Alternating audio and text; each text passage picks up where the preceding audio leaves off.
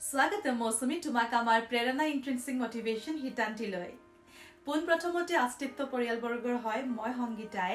আকৌ এবাৰ তোমাক সম্ৰাজ্ঞী খিতাপটি অৰ্জন কৰাৰ বাবে অভিনন্দন জনোৱাৰ লগতে তোমাৰ বহুমূলীয়া সময়কণ আমাক দিয়াৰ বাবে তোমালৈ জনাইছো অশেষ ধন্যবাদ। নমস্কাৰ, মই শ্ৰী মৌসুমী বৰা, গুৱাহাটী বিহু সন্মিলনীৰ বিহু সম্ৰাজ্ঞী 2021। এতিয়া আহিছো আমাৰ প্ৰশ্ন হিতান্তিলৈ। আমাৰ প্ৰথমটি প্ৰশ্ন তোমালৈ, তোমাৰ নাম, জন্ম, শিক্ষা, বৰ্তমানৰ জীৱিকা আৰু লগতে পৰিয়ালৰ সকলোৰে পৰিচয়টি দাঙি ধৰিবলৈ অনুৰোধ জনাইছো। যিহেতু মোৰ জন্মস্থান, শিক্ষা আৰু পৰিয়ালৰ বিষয়ে ক'বলৈ কৈছা, গতিকে প্ৰথমতে মই মোৰ পৰিয়ালৰ চিনাকিৰ ফালৰ পৰাই আহিছো। এয়া মোৰ দেউতা শ্ৰীযুত নীলকান্ত বৰা, অসমৰ এজন প্ৰখ্যাত বিহুৱা, লগতে মোৰ পিতৃ, আৰু এয়া হৈছে মা শ্ৰীমতী ফাগুনী বৰা, মোৰ মা। আৰু গতিকে দেউতা আৰু মাৰ এয়া পৰিচয় আপোনালোকক কৰাই দিছো। যিহেতু মই সৰুতেই জন্মৰ পৰাই মই এটা সাংস্কৃতিক পৰিৱেশ পাই আহিছো, গতিকে সেই পৰিৱেশত মই ডাঙৰ দীঘল হৈছো আৰু সেই সূত্ৰে মই আচলতে বিহু আৰু সত্ৰীয়া নৃত্য নাচিবলৈ আগ্ৰহী হৈ উঠিলো। দেউতাই আগতে সৰুতে ভাওনাত খোল বজোৱা, ভাওনাৰ সংস্কৃতিৰ লগত দেউতা জড়িত হৈ আছিলে, আৰু লগতে দেউতাৰ সেই জনতা শিল্পী সংঘৰ যি এটা পৰিৱেশ, সেই পৰিৱেশ মই সৰুৰ পৰাই দেখিবলৈ পাইছিলো। গতিকে জনতা শিল্পী সংঘৰ দেউতা প্ৰতিষ্ঠাপক আছিলে। সেই সূত্ৰে দেউতাই বিহুৰ যিখিনি আমাৰ বিহুৱা বিহুৱতীসকল আছিলে তেওঁলোকৰ আগমনৰ সৈতে মই জড়িত হৈ তেতিয়াৰ পৰাই বিহু নাচিবলৈ আগ্ৰহী হৈ উঠিছিলো। এয়া হৈছে মোৰ মা আৰু দেউতা। মই সঁচাকৈ সৌভাগ্যৱান, যিহেতু মোৰ মা দেউতাই মোৰ লগত মোৰ সংস্কৃতিৰ দিশত যথেষ্ট কষ্ট, ত্যাগ আৰু শুভকামনা সদায় আগবঢ়াই আহিছে। তেওঁলোকৰ আশীৰ্বাদতে হয়তো আজি মই বিহু সম্ৰাজ্ঞী হিচাপে আপোনালোকৰ আগত পৰিচিত হ'ব পাৰিছো। গতিকে সদায় ধন্যবাদ জ্ঞাপন কৰিছো মোৰ মা দেউতালৈ আৰু তেখেতলোকৰ দীৰ্ঘায়ু কামনা কৰিছো। পিতৃ মাতৃৰ পিছতে মোৰ পৰিয়ালত আছে মোৰ এজন দাদা বিদ্যুৎ বিকাশ বৰা, মোৰ এগৰাকী বা বন্তি বৰা আৰু ভাইটি জ্যোতি বিকাশ বৰা। ভাইটি জ্যোতি বিকাশ বৰাক হয়তো সকলোৱে চিনি পায়েই, কাৰণ তেখেতেও এগৰাকী বিহুৱা, লগতে ঢুলীয়া, আৰু তেওঁ মোৰ লগত এবাৰ বিহু সম্ৰাজ্ঞীত সংগতও কৰিছিলে। গতিকে আজি আপোনালোকে অস্তিত্বৰ জৰিয়তে যি ভিডিঅ' দেখিবলৈ পাব, তাত ভাইটিৰ সংগত আপোনালোকে দেখিবলৈ পাব। লগতে মোৰ বা বন্তি বৰা আচলতে জন্মগতভাৱে তেখেত অলপ অসুখীয়া, যদিও তেখেত হৈছে আমাৰ পৰিয়ালৰ সকলোৰে মৰমৰ হিয়াৰ আমঠু। গতিকে তাই আমাৰ সঁচাকৈ আমাৰ পৰিয়ালৰ লগত খুব বেছি এগৰাকী খুব কণমানি ছোৱালীৰ নিচিনাকৈ তাই আমাৰ লগত থাকে। তাই খুব মৰমীয়াল হয়, আপোনালোকে দেখিবলৈ পাব অস্তিত্বৰ ভিডিঅ'ত। বাৰ লগতো মই চিনাকি কৰাই দিম অলপ পিছতে। আৰু লগতে দাদা বৰ্তমান ঘৰত নাই, গতিকে তেখেতৰ লগত মই চিনাকি কৰাই দিব নোৱাৰিলো। এয়া হৈছে আমাৰ ছজনীয়া এটি সৰু পৰিয়াল। এতিয়া আহিছো জন্মস্থান মোৰ জন্ম গুৱাহাটীতে, গুৱাহাটীৰ চান্দমাৰীত। অসম চৰকাৰী ছপাশাল চৌহদৰ যি চৰকাৰী আৱাস গৃহ আছিল, তাতে আমাৰ শৈশৱকালটি আচলতে আমি তাতেই পাৰ কৰিছো। দেউতা চৰকাৰী কাৰ্যালয়ৰ কৰ্মচাৰী আছিলে, সেই সূত্ৰে আমি আৱাস গৃহত তাতে আছিলো। আৰু আমাৰ পঢ়া শুনা, স্কুল, কলেজ গোটেইখিনি বস্তু আমি কোৱাৰ্টাৰতে থাকি পেলাই তাতেই পাৰ কৰিছিলো। লগতে সংস্কৃতিৰ লগত জড়িত তাতেই আমি হৈ পৰিছিলো, যিহেতু নাচৰ স্কুললৈ লৈ যোৱা, নাচৰ তাতে আমি চৰ্চা কৰা, গীত মাতৰ চৰ্চা কৰা। গতিকে সেই আৱাস গৃহতে আমাৰ সকলো বস্তু তাৰ পৰাই আৰম্ভ হৈছিলে। আৰু এয়া হৈছে মোৰ জন্মস্থান। লগতে দেউতাৰ ঘৰ যোৰহাটৰ তিয়ক সোণাৰী গাঁৱত। গতিকে দেউতা কাৰ্যকালৰ সময়তে দেউতাৰ গুৱাহাটীলৈ আহিবলগীয়া হৈছিল, আৰু সেই সূত্ৰে আমি গুৱাহাটীবাসী হৈছো। বৰ্তমান মই গুৱাহাটী নুনমাটিৰ শ্বহীদ নগৰ নিবাসী। এতিয়া আমি ইয়াতে নিজাকৈ ঘৰ বনালো, গতিকে এতিয়া আমি নুনমাটি শ্বহীদ নগৰৰ নিবাসী। আৰু এয়া হ'ল মোৰ জন্মস্থান। এতিয়া আহিছো মোৰ শিক্ষা হৈছে মই চৰকাৰী হাইস্কুলতে পঢ়ি মোৰ গোটেই হাইস্কুল আৰু লগতে উচ্চতৰ মাধ্যমিক আৰু কলেজ মই চৰকাৰী শিক্ষা গ্ৰহণ কৰা। শ্ৰেণীকোঠী নিম্ন বুনিয়াদী বিদ্যালয়, তাৰ পৰা মই প্ৰাক প্ৰাথমিক পৰীক্ষা তাৰ পৰাই পাছ কৰিছো। তাৰপিছত ক্লাছ 5ৰ পৰা 12লৈকে ভাস্কৰ বিদ্যাপীঠ উচ্চতৰ মাধ্যমিক বিদ্যালয়ৰ পৰা পাছ কৰিছো। গুৱাহাটী মহাবিদ্যালয়ৰ পৰা স্নাতক ডিগ্ৰী লৈছো, আৰু অৱশেষত মহাপুৰুষ শ্ৰীমন্ত শংকৰদেৱ বিশ্ববিদ্যালয়ৰ পৰা পৰিবেশ কলা বিভাগত মই স্নাতকোত্তৰ ডিগ্ৰী লাভ কৰিছোঁ। এয়া হৈছে মোৰ আনুষ্ঠানিক শিক্ষা। এতিয়া বৰ্তমান মই জীৱিকা হিচাপে মোৰ ঝুমুৰা কলা কেন্দ্ৰৰ ছাত্ৰ ছাত্ৰীসকলৰ লগত নৃত্য গীতৰ অধ্যয়ন কেন্দ্ৰ এটি মোৰ নামত মই পৰিচালনা কৰি আছোঁ। গতিকে তাৰ ছাত্ৰ ছাত্ৰীসকলক মই নৃত্য গীতৰ যি শিক্ষা, সেই শিক্ষা মোৰ যিখিনি সন্মত, মই যিখিনি শিক্ষা লৈছোঁ, সেই শিক্ষাখিনি তেওঁলোককো দিবলৈ চেষ্টা কৰিছোঁ। আৰু জীৱিকা হিচাপে নহয় আচলতে, সেয়া আচলতে অধ্যয়ন কৰি গৈছোঁ, চৰ্চা কৰি গৈছোঁ, যিহেতু সংস্কৃতিৰ লগত জড়িত হৈ পৰিছোঁ, সাঙুৰ খাই পৰিছোঁ। গতিকে সেই সংস্কৃতিৰ লগতে মোৰ জীৱিকা মই তেনেকৈ চলাই নিম বুলি ভাবিছোঁ। আৰু অনাগত সময়ত আকৌ শিক্ষাৰ ফালে আগবাঢ়িছোঁ, আকৌ পঢ়িবলৈ মন মেলিছোঁ। গতিকে পঢ়ি আছোঁ, যিহেতু শিক্ষাৰ কোনো শেষ নাই, গতিকে শিকি আছোঁ, কৰি আছোঁ। খুব সুন্দৰ মৌচুমী।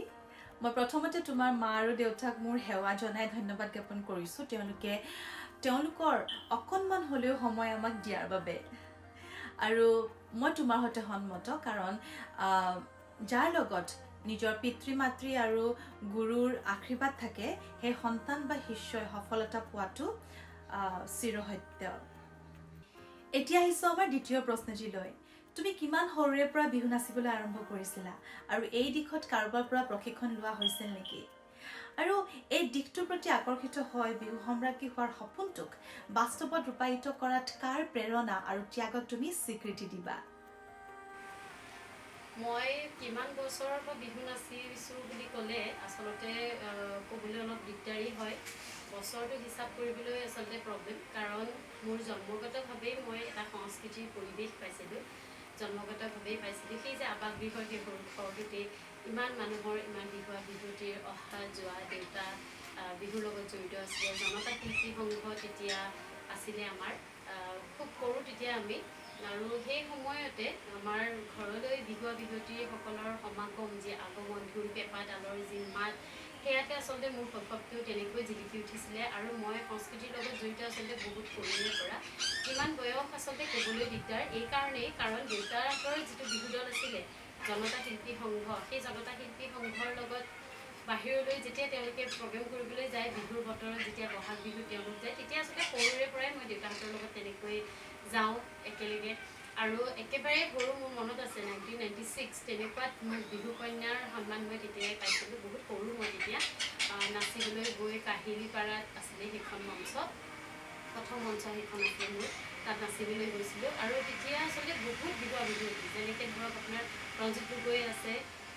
আমাৰ ৰোহিণী গগৈ বৰ্তা আছিলে, দিলীপ গগৈ বৰ্তা আছিলে, দেউতাহঁতৰ লগত তেনেকৈ বিহু কৰা, বিপুল চেতিয়া ফুকন খুৰা আছিলে, তাৱৈ বুলি মাতোঁ মই তেখেতক, তাৱৈ আছিলে, তেনেকুৱা বহুত বিহুৱতী আছিলে। তেওঁলোকে সেই অনুপ্ৰেৰণা তেওঁলোকৰ পৰাও পাইছিলোঁ। আৰু তাত যিসকল বিহুৱতী আছিলে তেওঁলোকৰ পৰা আচলতে বহুত অনুপ্ৰাণিত হৈছিলোঁ যে নাচিব লাগিব, যিহেতু মাও বিহুৱতী আছিলে, এটা সময়ৰ মা বিহুৱতী আছিলে। গতিকে মা দেউতাৰ সেই যি বিহুৱতীৰ আমাৰ এটা পৰিৱেশ, সেই পৰিৱেশটোৰ পৰা আচলতে মই বিহু নাচিবলৈ প্ৰেৰণা পাইছিলোঁ।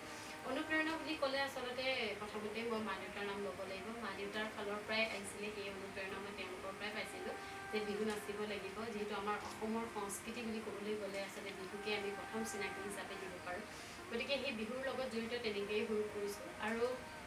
তাৰপিছত বিহু সম্ৰাজ্ঞীৰ যিটো এই যাত্ৰাৰ সপোনটো, এই সপোনটোৰ ক্ষেত্ৰতো মই বিশেষ ত্যাগ যদি ক'বলৈ যাওঁ, প্ৰথমতেই মই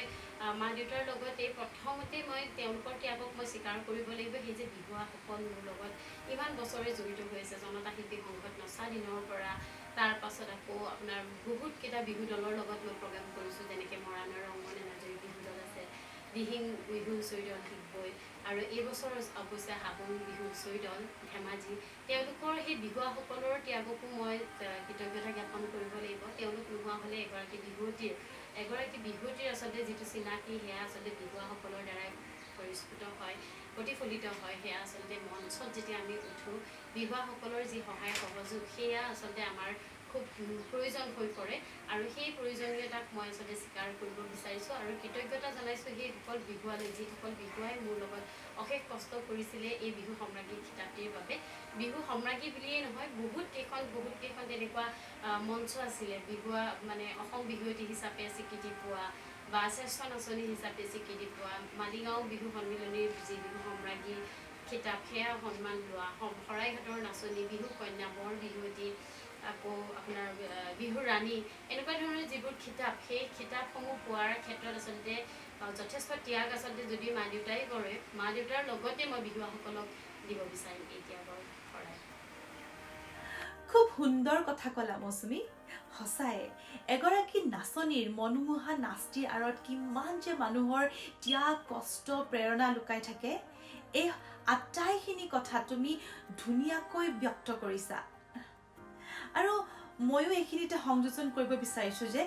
এগৰাকী বিহু নাচনী হিচাপে বিহুৱাসকলৰ মৰম ভালপোৱা ত্যাগ কষ্ট প্ৰেৰণা উৎসাহ এই আটাইখিনিৰ অবিহনে হয়তো এগৰাকী নাচনী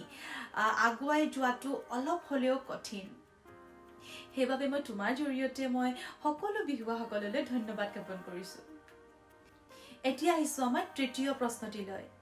সৰুৰে পৰা বিহু নাচি বিহু সম্ৰাজ্ঞী হোৱালৈকে সেই দীঘলীয়া যাত্ৰাৰ এটি চমু বিৱৰণ দাঙি ধৰিবা নেকি? আচলতে বিহু সম্ৰাজ্ঞী হিচাপে সংগীতা তোমাৰো চাগে তিতা মিঠা অনুভৱ বহুত আছে, ঢেৰ আছে। গতিকে বহুত বিহু সম্ৰাজ্ঞীৰে সকলো সম্ৰাজ্ঞীৰে আচলতে এটা বহুত দীঘলীয়া যাত্ৰাৰ এটি চমু বিৱৰণ দিয়াটো আচলতে খুব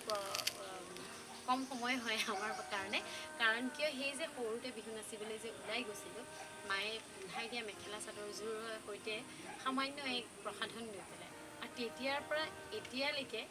এই যেতিয়া আমি ওলাই যাওঁ গতিকে নিজেই মেখেলা চাদৰযোৰ পিন্ধি নিজে সাজি কাচি ওলাই যোৱা হয়। সেই সময়ত যিটো মাৰ আচলতে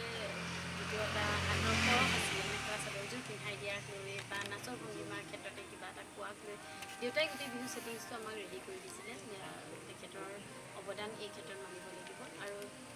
তেখেতৰ অকল ছেটিংছটো বনাই দিয়াৰ সেইখিনিতে আচলতে সীমাবদ্ধ আছিলে। কাৰণ কিয় মা দেউতা মোৰ আচলতে দুয়োগৰাকীয়ে মোৰ লগত কোনোদিনেই বিহু মঞ্চলৈ বিহু বাখৰিলৈ কেতিয়াও গৈ নাপালে যে মোৰ ছোৱালীজনী বিহু নাচিব বা বিহু প্ৰতিযোগিতাত অংশগ্ৰহণ কৰিব। কাৰণ প্ৰত্যেকৰে মাক দেউতাকবিলাকক দেখোঁ প্ৰত্যেকখন গাড়ীতে যেতিয়া বিহুৱতীসকল ওলাই আহে মাকে চাই দিয়ে দেউতাকে গোটেই বস্তুটো মেনেজ কৰে। কিন্তু তেনেকৈ আচলতে মোৰ আচলতে সেইখিনি সৌভাগ্য হোৱা নাছিলে। কাৰণ মোৰ এগৰাকী বা আছে দুখীয়া বা হয়তো আপোনালোকে এই ভিডিঅ'টোৰ জৰিয়তে বাৰ লগতো মই চিনাকি কৰাই দিম আপোনালোকক। এই বাৰ লগত আচলতে মা ঘৰতে থাকিবলগীয়া হৈছিলে কাৰণ তাই এনেকৈ ৰাতি টোপনি ক্ষতি কৰি বা এনেকৈ আচলতে অলপ কষ্ট হৈছিলে। সেই বস্তুটোৰ কাৰণে আচলতে মা মোৰ লগত কেতিয়াও যাব পৰা নাছিলে। সেইটো আচলতে দুখ এটা থাকি যায়। সদায় আচলতে সোধে যে মা আহিছিল নে দেউতা আহিছে, মই কওঁ যে তেতিয়া কোনো অহা নাই, মোৰ লগত ভাইটি যায়। ভাইটিক আচলতে সকলোৱে চিনি পাব। অলপতে মই বিহু নাছিলে তেতিয়াও দেখিব ভাইটি মোৰ লগতে থাকিব। গতিকে তেতিয়া ভাইটিৰ লগত চিনাকি কৰাই দিম নিশ্চয়। এতিয়া আহিছোঁ এই যে দীঘলীয়া যাত্ৰাৰ কথাটো কৈছে বিহু কৰি নাচিবলৈ যোৱাৰ পৰা বহুতো তিতা মিঠা অনুভৱ যিবোৰ আচলতে মঞ্চত আমি কেতিয়াবা পুৰস্কাৰ পাবলৈ সক্ষম নহওঁ। সেই সক্ষম নোহোৱা জেগাটোৰ পৰা আচলতে আমি কিবা কিবি শিকিবলৈ পাওঁ আৰু সেই শিক্ষাৰে চাগে আজি এটা প্ৰতিফল যে বিহু সম্ৰাজ্ঞী। গতিকে বহুত মঞ্চত আচলতে ঘূৰি আহিব লগা হৈছে। বিশেষকৈ এই বিহু সম্ৰাজ্ঞী মঞ্চখনৰ পৰাই আচলতে বহুতবাৰ মই ঘূৰি আহিছোঁ নোপোৱাৰ হেৰিয়াত। কিন্তু কেতিয়াও আচলতে দুখটো লাগিবই যেতিয়া পুৰস্কাৰ নাপাওঁ। সংগীতত তোমাৰ চাগে তেনেকুৱা অনুভৱ আছে আৰু বিহু সম্ৰাজ্ঞীসকলৰ বা বিহুৱতীসকলৰ প্ৰত্যেকৰে এটা অনুভৱ থাকে যেতিয়া প্ৰাইজটো নাপাওঁ তেতিয়া আচলতে আমি বহুত বস্তু শিকিবলৈ আগ্ৰহী হওঁ লগতে আৰু যেতিয়া পাওঁ তেতিয়া আচলতে এটা মনত ফূৰ্তি আহে। এই বিহু সম্ৰাজ্ঞী প্ৰতিযোগিতাও আচলতে তেনেকুৱাই আৰু বিহুৱতী বিহু কন্যা বৰ বিহুৱতী শৰাইঘাটৰ নাচনী এইবিলাক খিতাপ অৰ্জন কৰিছোঁ। আচলতে সেইবোৰ হৈছে আচলতে নিজৰ চেষ্টা অনুপ্ৰেৰণা মা দেউতাৰ অনুপ্ৰেৰণাৰ লগতে বন্ধু বান্ধৱীসকল ভাই ভণ্টী আছে সকলোৰে যি এটা সাহস সেই আচলতে শুভকামনা যিখিনি আছে সেয়াই আচলতে আমি প্ৰতিফলন হয়, তিতা মিঠা অভিজ্ঞতা হয়তো তোমাক আমাক প্ৰত্যেককে নিজা নিজা জীৱনত আগুৱাই গৈ সফল হোৱাত বহু পৰিমাণে সহায় কৰিছে। যি কি নহওক এতিয়া আহিছোঁ আমাৰ 4 নম্বৰ প্ৰশ্নটিলৈ। তুমি বিহু সম্ৰাজ্ঞী হোৱাৰ সেই বিশেষ দিনটোৰ বিষয়ে অলপ ক'বা নেকি?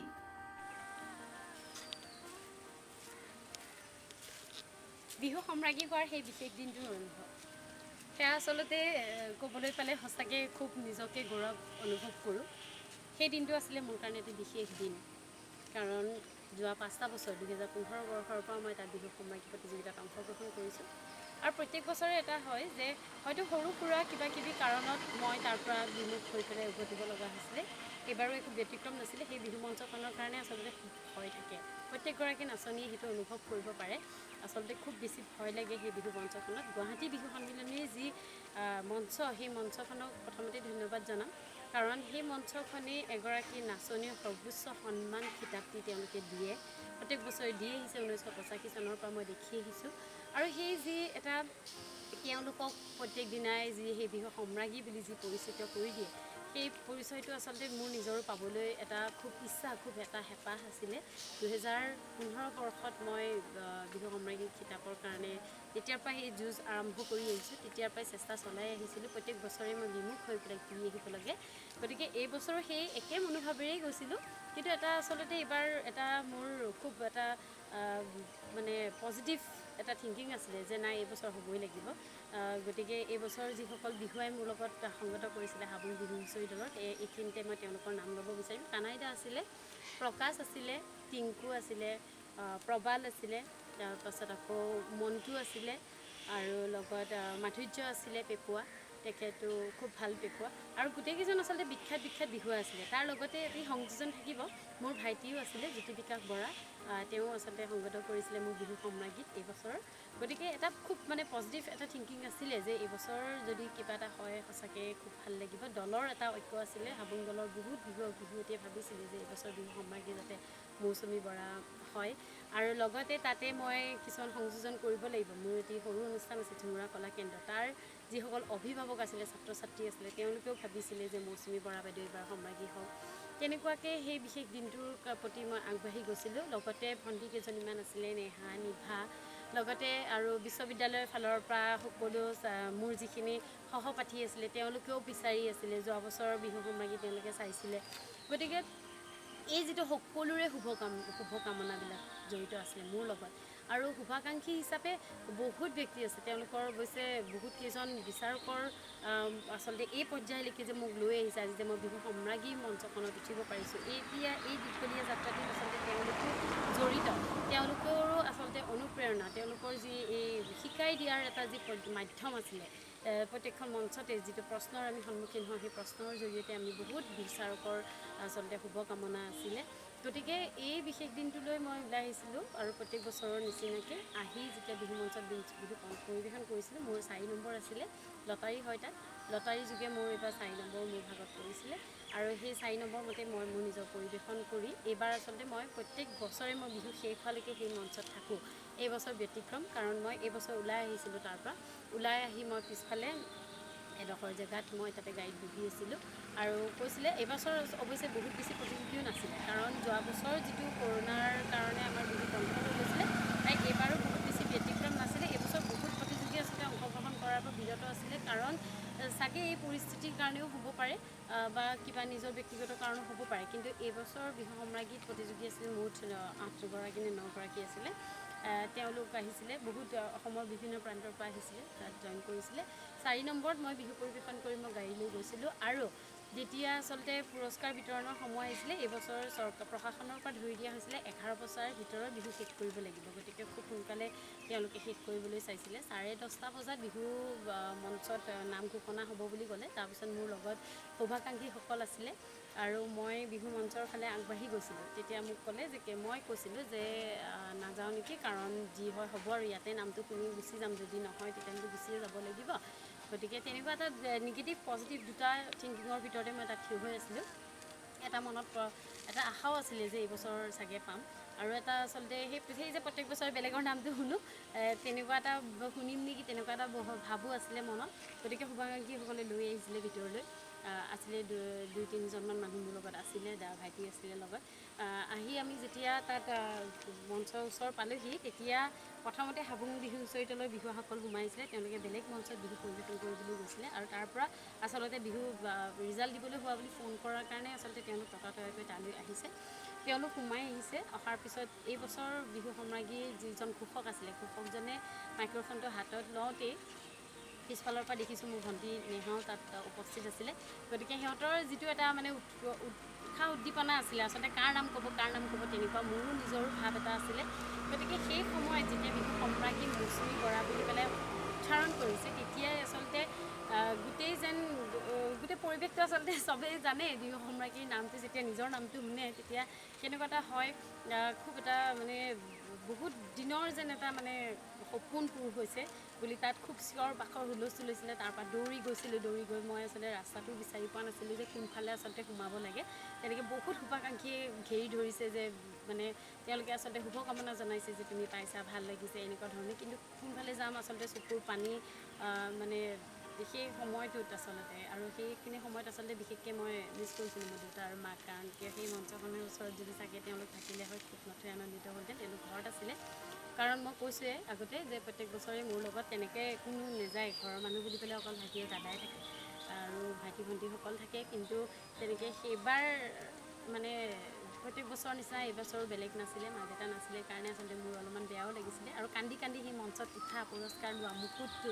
আৰু সেই যি দণ্ডডাল দিয়া সেই দণ্ডডাল আচলতে মোৰ এটা সপোন আছিলে মই সপোনতো কেতিয়াবা দেখোঁ সেইডাল যেন মই হাতত লৈছোঁ কিন্তু এনেকৈ সপোনটো পূৰ হৈ যাব এইবছৰ মানে হঠাৎ সঁচাকৈ খুব বেছি ভাল লাগিছে বহুত বেছি মানে এইটো আচলতে প্ৰকাশ কৰি শেষ কৰিব নোৱাৰোঁ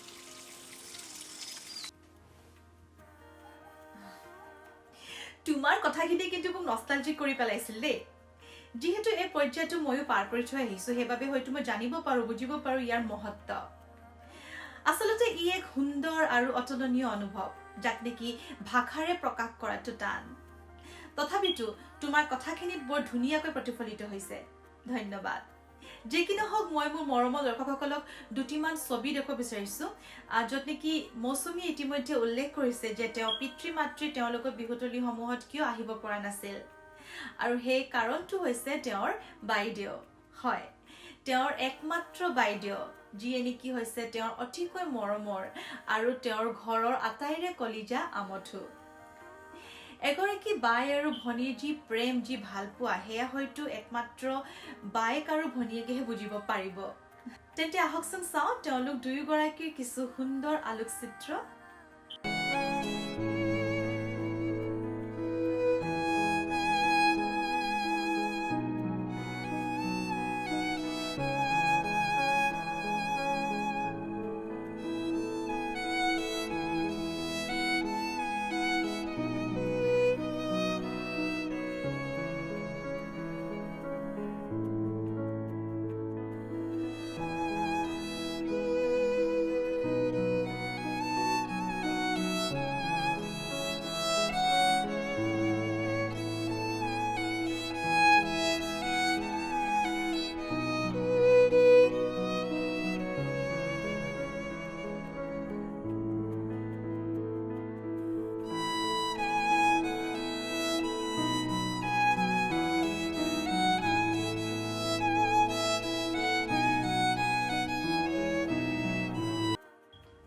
খুব ভাল লাগিল মৌচুমী আৰু এইখিনিতে আমাৰ দৰ্শকসকলে উপভোগ কৰিলে বুলি বিশ্বাস এতিয়া আহিছোঁ আমাৰ পঞ্চমটি প্ৰশ্নলৈ যিহেতু প্ৰত্যেকগৰাকী বিহু নাচনীৰে বিহু সম্ৰাজ্ঞী হোৱাৰ সপোন দেখে গতিকে তোমাৰ নিজা অভিজ্ঞতাৰ পৰা তেওঁলোকক কিদৰে আগুৱাই যাবলৈ উৎসাহ প্ৰেৰণা তথা পৰামৰ্শ আগবঢ়াবা প্ৰত্যেকগৰাকী বিহু নাচনী অৰ্থাৎ বিহুৱতীৰে এটা সপোন থাকে বিহু সম্ৰাজ্ঞী হোৱাৰ এই বিহু সম্ৰাজ্ঞী হ'বলৈ কাৰণে আচলতে প্ৰথমতেই লাগিব সাধনা আৰু চেষ্টা তাৰ পাছতহে আচলতে আমাৰ বাকীখিনি কথা আহিব অনুপ্ৰেৰণা যোগাব পৰাকৈ আৰু যিটো তেওঁলোকৰ নৱপ্ৰজন্মৰ যিসকল এতিয়া বিহুৱতী উঠি আহিছে বিহুৱতীসকলৰ চাগে প্ৰত্যেকৰে এটা সপোন থাকে যে বিহু সম্ৰাজ্ঞী হ'ম কোনোবা দিনা হয়তো অসম বিহুৱতী হ'ম বা পাটমাদৈ হিচাপে খ্যাতি অৰ্জন কৰিম গতিকে এই প্ৰতিটো বস্তুৰে এটা পৰ্যায়ক্ৰমে আমাৰ যায় যিহেতু তুমি এগৰাকী বিহু সম্ৰাজ্ঞী গতিকে তোমাৰ চাগে অভিজ্ঞতাৰ ফালৰ পৰা তুমি ক'ব পাৰা যে এই যাত্ৰাটো আচলতে খুব ইমান সহজ নহয় এটা খুব জটিল যাত্ৰা জটিল পথ সেই পথেৰে আমি বহুতো তিতা মিঠা অভিজ্ঞতাৰে আমি আগবাঢ়ি যাবলগীয়া হয় ক'ৰবাত যদি নোপোৱাকৈ আমি ঘূৰি আহিছোঁ ঘৰলৈ সেই বস্তুটো আমাক এটা মানে শিক্ষা দিছে যে আচলতে এইটো ভুল হৈছিল বা এইটো বস্তুৱে ভুল আছিলে তেনেকুৱা ধৰণে আমি আচলতে শিক্ষা লৈ যাওঁ প্ৰত্যেকখন মঞ্চই আচলতে আমাৰ সৰু এটা শিক্ষা আমাক দিয়ে বিহুৱতীসকলক গতিকে বিহু সম্ৰাজ্ঞীৰ কাৰণে আমাৰ যিটো পৰ্যায়ক্ৰমে যায় সেই পৰ্যায়ক্ৰমে আচলতে আমি যাব লাগিব প্ৰথমতে বিহুৱতী তাৰপিছত বৰ বিহুৱতী বিহুৰাণী পাটমাদৈ এনেকৈ ধৰণে বহুতকেইটা খিতাপ আমি আচলতে পাব লাগে আৰু নৱপ্ৰজন্মৰ যিসকল বিহুৱতী তেওঁলোকক আচলতে উদ্দেশ্যি মই কি ক'ম এইবছৰ মই নিজে হোৱাৰ পাছত তেওঁলোকক পটককৈ মই কিবা এটা উৎসাহ বা অনুপ্ৰেৰণা যোগাব নোৱাৰিম কিন্তু এটা কথা স্পষ্টকৈ ক'ব পাৰিম যে সেই বস্তুটোৰ প্ৰতি আচলতে বিহু সম্ৰাজ্ঞীৰ যিটো খিতাপ সেই খিতাপটিৰ প্ৰতি যিটো শ্ৰদ্ধা ভক্তি প্লাছ লগতে চেষ্টা আৰু সাধনা এইকেইটা বস্তু যদি সঁচাকৈ কৰি যোৱা আৰু শুদ্ধ ৰূপত যাতে আমি প্ৰদৰ্শন কৰিব পাৰোঁ নিজৰ পৰিৱেশন আমি ৰাইজৰ লগতে গোটেই অসমবাসী ৰাইজৰ আগত আমি সেই মঞ্চখনত আমি যেতিয়া দেখাওঁ গতিকে সেই গোটেই বস্তুখিনিয়ে আচলতে আমাৰ কাৰণে অনুপ্ৰেৰণা হয় আৰু এটা উৎসাহ আমি এইটোৰ পৰাই পাওঁ যেতিয়া দলীয় ঐক্য যেতিয়া আমাৰ এক হয় তেতিয়া আচলতে প্ৰতিটো বস্তুৱে আমাৰ খুব সুন্দৰকৈ যায় যেনেকৈ মই সেই জনতা শিল্পী সংঘত বিহু নচাৰ পৰা আজি এই পৰ্যন্তলৈকে সেই যে বিহুসকল যে মোৰ লগত জড়িত হৈ আছে গতিকে তেওঁলোকৰ চেষ্টা অনুপ্ৰেৰণা লগতে নিজৰ যিসকল গুৰু থাকে গুৰুসকলৰ যি এটা এটা বাক্য যিটো তেওঁলোকে যি শিকাব বিচাৰে আমাক সেই বস্তুখিনি আচলতে সকলোখিনি সংমিশ্ৰণতহে আচলতে আমাৰ এই বিহু সম্ৰাজ্ঞীৰ খিতাপটি আমি পাবলৈ বা বিহু সম্ৰাজ্ঞী হওক বা আমি এটা উচ্চ পৰ্যায়ৰ যি সন্মান সেই সন্মান আচলতে বুটলিবলৈ আমি সক্ষম হওঁ এই ক্ষেত্ৰত আচলতে নৱপ্ৰজন্মৰ যিসকল নাচনি এতিয়া উঠি আহিছে বিহু সম্ৰাজ্ঞী পাবলৈ বা বিহু সম্ৰাজ্ঞীৰ কাৰণে সাজু হৈছে গতিকে 2021 বৰ্ষৰ যদি মই হ'লোঁ 2022 বৰ্ষৰ বিহু সম্ৰাজ্ঞীগৰাকী চাবলৈ আচলতে মোৰো মন গৈ আছে গতিকে তেওঁলোকক উদ্দেশ্যি মই এটা কথাই ক'ব বিচাৰিম যে চেষ্টা কৰি যাওক কাৰণ এতিয়া আৰু এবছৰ সময় আছে যদিও এতিয়া পৰিস্থিতি বেয়া 2020 বৰ্ষততো আমাৰ বিহু সম্ৰাজ্ঞী প্ৰতিযোগিতাই নহ'ল গতিকে 2022 বৰ্ষত যাতে তেনেকুৱাকৈ আমি যাতে বঞ্চিত হ'ব নালাগে এই মঞ্চখনৰ পৰা গতিকে তাৰ কাৰণে এতিয়াৰ পৰা তেওঁলোকে চেষ্টা কৰক বিহু নাচৰ ভংগীমা হওক বা শুদ্ধ নাচত যাতে সেইবোৰ আমি কৰিব পাৰোঁ সেয়াৰ প্ৰতি লক্ষ্য ৰাখক লগতে মাত কথাৰ আজিকালি মাতত অৱশ্যে বহুত গুৰুত্ব দিয়ে গতিকে নিজৰ কণ্ঠৰ সাধনা কিন্তু লাগিবই মই এটা কথা ক'ব বিচাৰোঁ কণ্ঠ সাধনা লগতে ভংগীমাবিলাক চেওঁ চাপৰবিলাক আমাৰ পুৰণি যিবোৰ চেওঁ চাপৰ আছে সেইবোৰ লগতে গুৰুসকলৰ যি মন্তব্য গুৰুসকলৰ যেনেকৈ আগবাঢ়ি যাবলৈ কয় ঠিক সেইধৰণে কৰিলে নৱপ্ৰজন্ম হয়তো উৎসাহিত হ'ব খুব সুন্দৰ আৰু স্পষ্টকৈ তুমি আমাৰ নৱপ্ৰজন্মসকলক এই দিশটোত আগুৱাই যাবলৈ পৰামৰ্শ দি আগবঢ়ালা খুব ভাল লাগিল মৌচুমী আৰু এইখিনিতে মই তোমাৰ কথাখিনিকে মই আকৌ এবাৰ আওৰাব বিচাৰিছোঁ যে ধৈৰ্য সাধনা পৰিশ্ৰমৰ লগতে যদি আমাৰ সদায় শিকাৰ যি আগ্ৰহ সেইটো যদি থাকে হয়তো আমি জীৱনত আগুৱাই গৈ নিজৰ সপোনটোক বাস্তৱত পৰিণত কৰিব পাৰিম নহয় জানো গতিকে এয়া হৈছে মূল মন্ত্ৰ আপোনালোক সকলোৱে যেন এইখিনি নিজৰ জীৱনত প্ৰয়োগ কৰে এতিয়া আহিছোঁ আমাৰ 6 নম্বৰ প্ৰশ্নটিলৈ যিহেতু তুমি এই বছৰৰ বিহু সম্ৰাজ্ঞী গতিকে জানিব বিচাৰিছোঁ তুমি এই দিশটো অব্যাহত ৰাখিম বুলি ভাবিছানে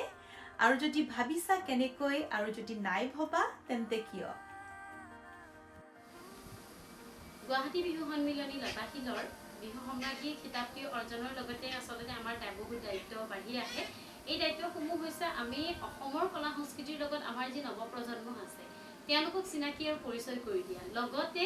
তেওঁলোকৰ লগতে আচলতে আমিও আগবাঢ়ি যাব পাৰিম এই কলা সংস্কৃতিক লগত লৈ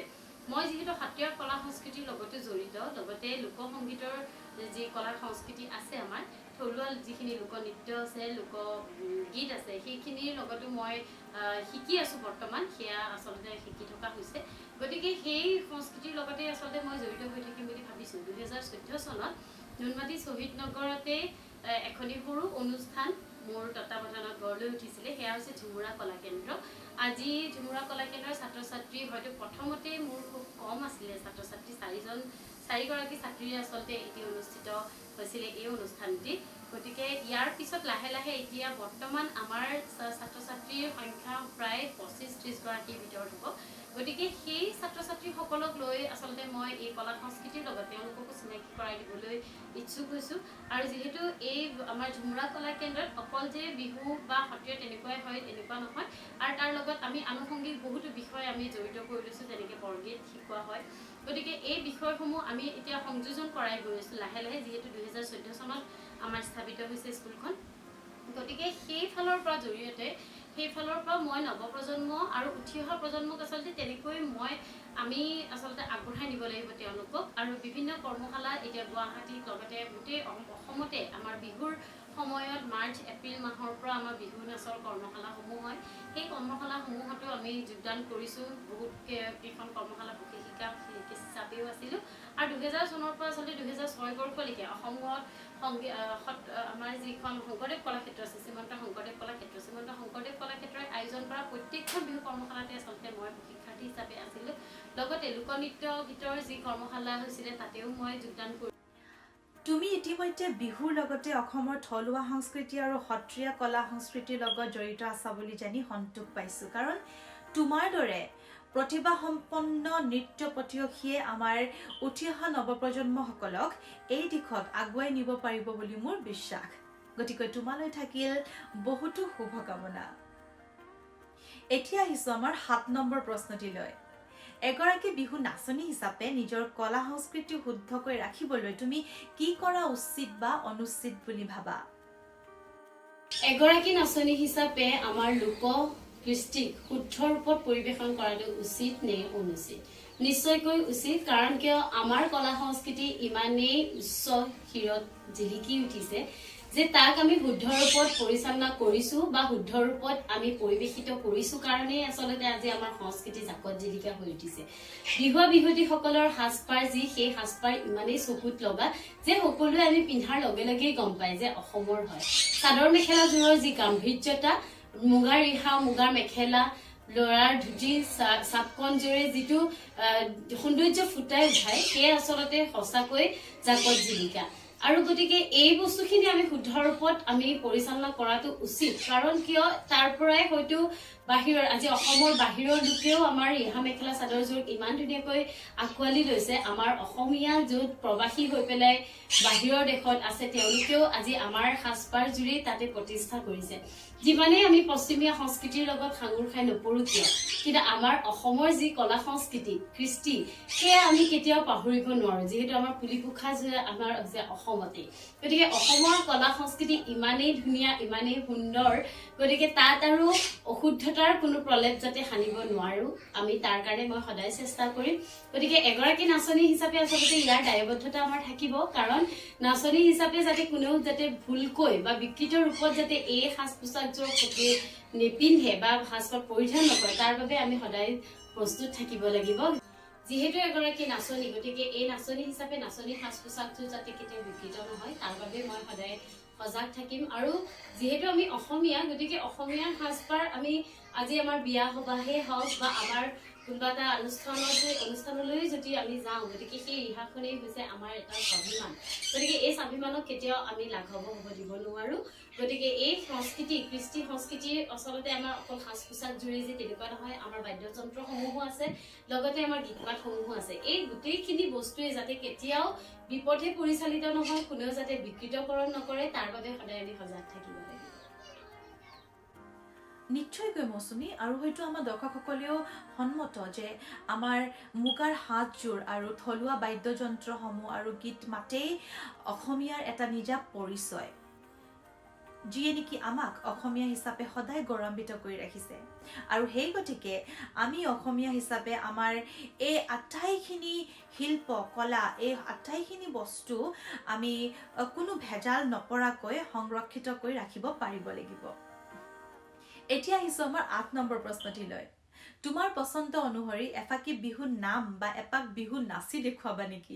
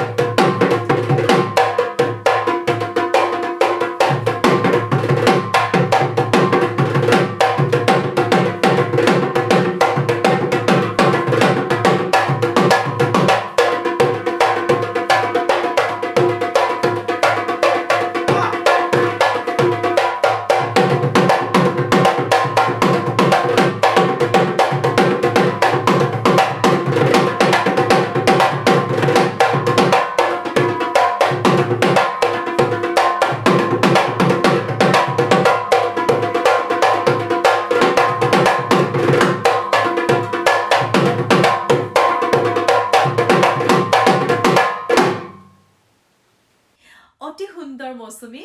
খুব ভাল লাগিল। সঁচাই তুমি এগৰাকী লাস্যময় নাচনীৰ লগতে সুন্দৰ কণ্ঠৰ গৰাকীও কিন্তু। সেইটো কিন্তু মানিব লাগিব। এতিয়া আহিছোঁ আমাৰ শেষৰ তথা অন্তিমটি প্ৰশ্নলৈ। তুমি আমাৰ অস্তিত্ব পৰিয়ালৰ সৈতে কটোৱা অনুভৱখিনি জনাবলৈ অনুৰোধ জনাইছোঁ।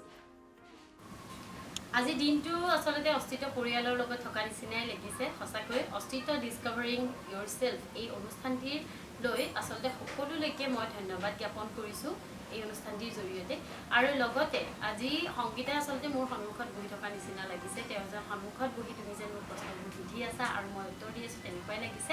গতিকে তোমাৰ যি এই প্ৰচেষ্টা তাক আমি শলাগ ল'ব লাগিব। আৰু লগতে তোমালোকৰ পৰিয়ালৰ যি এই অনুষ্ঠানৰ জৰিয়তে তোমালোকে বিহু সম্ৰাজ্ঞীসকলৰ মনৰ ভাৱ অনুভৱসমূহ তোমালোকে ৰাইজৰ মাজলৈ উলিয়াই নিছা। অসমৰ ৰাইজ লগতে অসমৰ বাহিৰৰ লগতে বিদেশৰ যিসকল দৰ্শকে আমাক আচলতে চাই আছে, আমাৰ মনোভাৱসকল তেওঁলোকে শুনিছে। গতিকে সেই যি এটা অনুষ্ঠানৰ তোমালোকৰ চেষ্টা চলাইছা, সেই চেষ্টাক আচলতে মই ধন্যবাদ জ্ঞাপন কৰিছোঁ। আৰু লগতে আজি এই গোটেই দিনটো মোৰ লগতে মোৰ ভাইটি জ্যোতিবিকাশ বৰা আৰু মোৰ ভণ্টি কেমেৰা ধৰি আছে নেহা দাস, তেওঁলোক দুয়োগৰাকীলৈকেও মই ধন্যবাদ জনাইছোঁ। কাৰণ তেওঁলোক দুয়োগৰাকী নহ'লে হয়তো আজি এই অনুষ্ঠানটি আচলতে মোৰ সম্পূৰ্ণ নহ'লহেঁতেন। গতিকে অস্তিত্ব ডিস্কভাৰিং ইয়ৰ চেল্ফ এই অনুষ্ঠানটি মই দীৰ্ঘায়ু কামনা কৰিছোঁ। লগতে মোৰ লগতে যিসকল হয়তো অহা বছৰলৈ আৰু এগৰাকী বিহু সম্ৰাজ্ঞী ওলাব আৰু আমি এই অনুষ্ঠানৰ জৰিয়তে আকৌ বিহু সম্ৰাজ্ঞী গৰাকীৰ মনৰ ভাৱ আমি শুনিব পাৰিম। গতিকে এই অনুষ্ঠানটিৰ দীঘলীয়া যুগ দীঘল হয়, যাতে এই অনুষ্ঠানটি দীঘলীয়া হয় শুভকামনা মই মোৰ ফালৰ পৰা জ্ঞাপন কৰিলোঁ। আৰু সকলো দৰ্শকলৈ এতিয়া যিসকলে মোক চাই আছে আৰু লগতে অস্তিত্ব পৰিয়ালৰ সকলো সদস্যলৈ মোৰ আন্তৰিক ধন্যবাদ জ্ঞাপন কৰিলোঁ। ধন্যবাদ। ইমান মৰম আৰু আশীৰ্বাদ দিয়াৰ বাবে তোমালৈ জনাইছোঁ অশেষ ধন্যবাদ মৌচুমী। কাৰণ তোমাৰ এই মৰম ভালপোৱা উৎসাহেই হৈছে আমাৰ বাবে প্ৰেৰণা, আৰু এই প্ৰেৰণাই আমাক আগলৈ আগুৱাই যোৱাত সহায় কৰিব। তোমালৈ থাকিল বহুতো মৰম শুভকামনা, আৰু আগন্তুক দিনবোৰে যাতে তোমাৰ জীৱনলৈ কঢ়িয়াই আনে অফুৰন্ত সুখ শান্তি আৰু সমৃদ্ধি, তাৰেই কামনা কৰিলোঁ। সদায় নাচি থাকা আৰু শিকাই থাকা। ধন্যবাদ মৌচুমী। আৰু এইখিনিতে আমাৰ মৰমৰ দৰ্শকসকলকো ধন্যবাদ জ্ঞাপন কৰিছোঁ, আপোনালোকে আমাৰ এই অনুষ্ঠানটি চাই আমাক উৎসাহিত কৰাৰ বাবে। ধন্যবাদ। ওম সাই ৰাম।